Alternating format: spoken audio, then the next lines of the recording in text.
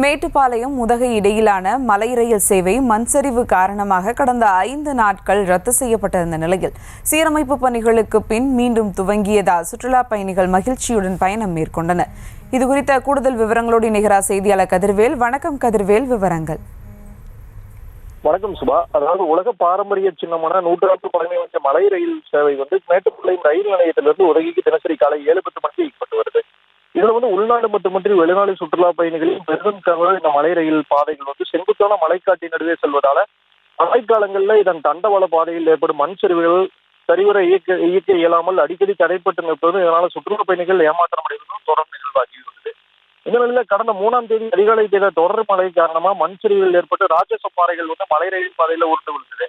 இதனால கல்லாறு மற்றும் கீக்ரோ ரயில் நிலையங்களுக்கு இடையே இதன் தண்டவாளம் மண்ணில் புதச்சி சேதமாச்சு.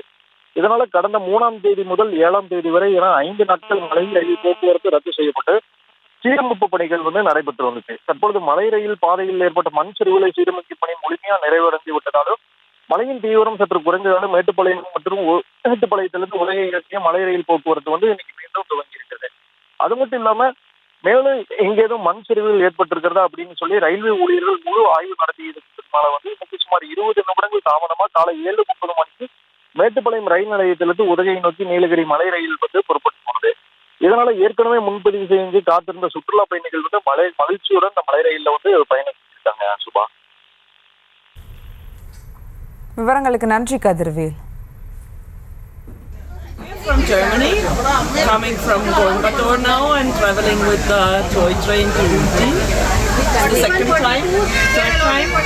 It's a nice experience, nice beaches, nice nature. Everyone can enjoy. Actually இந்த ட்ரெயின் 4 months முன்னாடி புக் பண்ணியிருந்தோம். ரீசன்ட் டைம்ஸில் நல்ல ரெயின் இருந்துச்சு அண்ட் லேண்ட்ஸ்லைனால ட்ரெயின் கேன்சல் பண்ணியிருந்தாங்க அப்படின்னு சொல்லியிருந்தாங்க. ஸோ 4-5 டேஸ்க்கு அப்புறம் இன்னைக்கு தான் ட்ரெயின் ரன் ஆகுது அப்படின்னு கேள்விப்பட்டோம்.